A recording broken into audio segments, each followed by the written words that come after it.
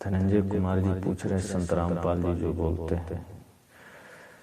अब मैंने जितना रामपाल जी को सुना है या पढ़ा है उससे तो इतना ही सिद्ध होता है कि जो एक सीधा सरल रास्ता है, एक सहज रास्ता है, वो उसको और जटिल बना देते हैं, उलझा देते हैं। आदमी जैसे सीधा जा सकता था, पा सकता था, लेकिन उसमें उलझा करके शब्दों का जाल बना बना करके उस सीधी सहज बात से भी लोगों को दूर कर देते हैं।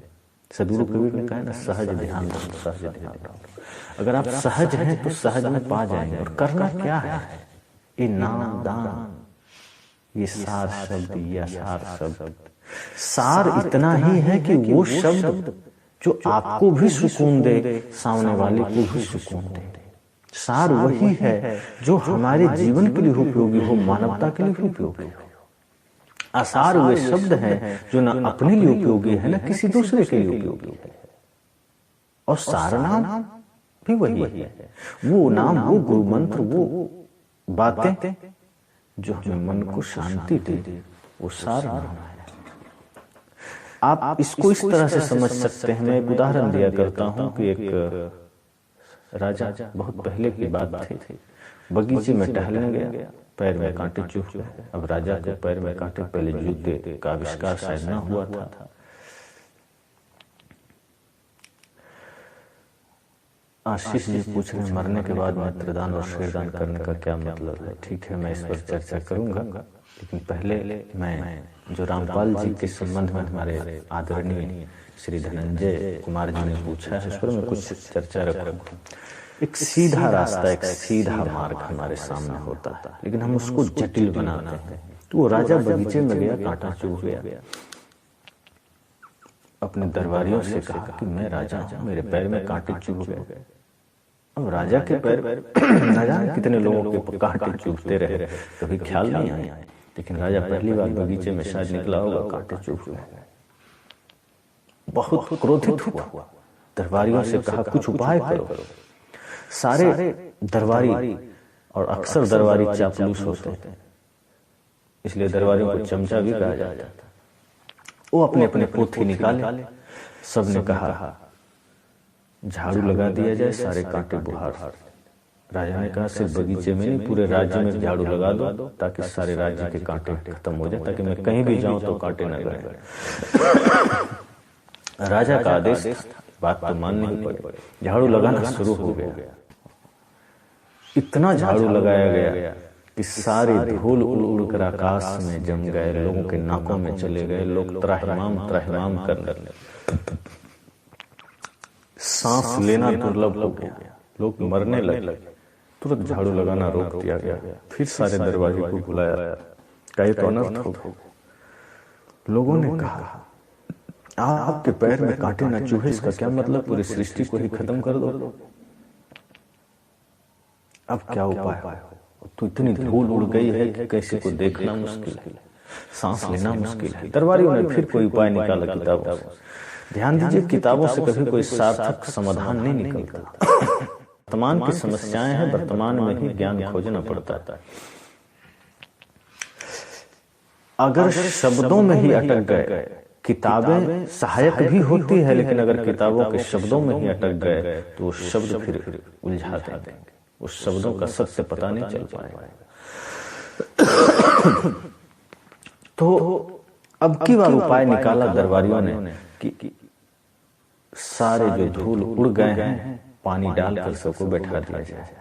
अब उतना पानी कहां से आए? तो कुआं, बावड़ी, तालाब, नदी, सारे जल उपयोग कर लिए गए। सारे राज्य में कीचड़ ही कीचड़ हो गए। महामारी फैलने लगी कीचड़ों की वजह से। फिर परेशान हुए लोग, कहा ये तो और अनर्थ हो गया, अब क्या किया जाए?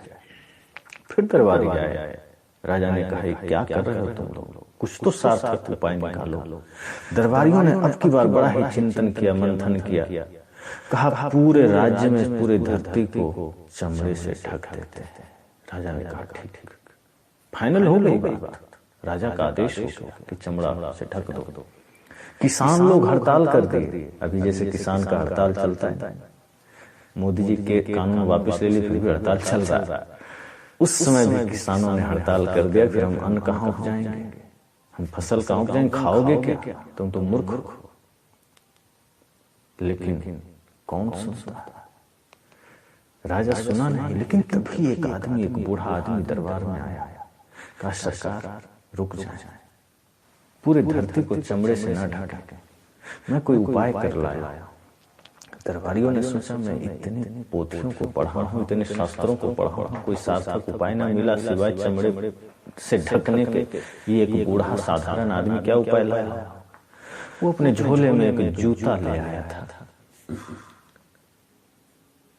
और वो राजा को दिया, कहा सरकार धरती को चमड़े से ढकने की जरूरत नहीं, अपने पैर को ही चमड़े से ढकने ये जूता मैं ले आया बनाकर आपके लिए, आप इसे पहन लें, किसी चीज की जरूरत नहीं पड़ेगी, धरती जैसी की तैसी रहने दो, पैरों को ढक लो।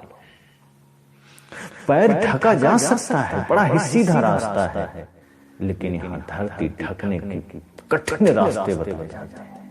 दरबारियों को घबराहट हुई कि इतना सरल उपाय हो सकता था, इतना साधारण उपाय हो सकता था, हमें क्यों नहीं सूझा?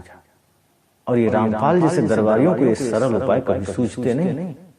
कोई सीधा सरल संत आपको सहज उपाय समझा जाता है कि पानी पियो छान के गुरु करो जाने की, जीव दया रुआतम पूजा इनसे बढ़कर देव नहीं पूजा। ये साधारण जिन्हें हम कहते हैं वे संत आपको सीधा ज्ञान दे जाते हैं कि मन निर्मल होना चाहिए, ध्यान के द्वारा, ज्ञान के द्वारा। अपना खुश रहिए, समाज में आपसे 2-4 लोग 10 लोग आप कोशिश करो खुश रहे। कोशिश खुश करने की बस ना हो, इसका ये मतलब नहीं कि चलो कुछ पैसे बांट दें खुश कर दिया, चापलूसी कर दिया खुश कर दिया। आप स्वयं में तृप्त हो जाइए, आप अपने मन को पवित्र कीजिए। जब आपका कर्म सुंदर होगा ना, जगत अपने आप खुश हो जाता है। और मन की निर्मलता, मन की पवित्रता बड़ा सरल है। जैसे ही हम सोचते हैं कि हमारी सांसें कम है, कभी भी मृत्यु आकर के हमें ले जा सकती है, ये जीवन थोड़ा है, फिर हम ये भूल जाते हैं हाय तौबा दुनियादारी। जब यह पता हो कि कुछ ही दिन रहना है, तो फिर प्रेम का जीवन, सत्य का जीवन, अहिंसा का जीवन हम जीना शुरू कर देते हैं। और जहाँ निर्मलता है, जहाँ पवित्रता है, वहीं सब कुछ है। कुछ हो ना हो, अगर आपके जीवन में पवित्रता है, समझो सब कुछ है। तो सीधा रास्ता है, सरल रास्ता है, नशा दुर्व्यसन से दूर रहें और ज्ञान की दी अगर जल जाए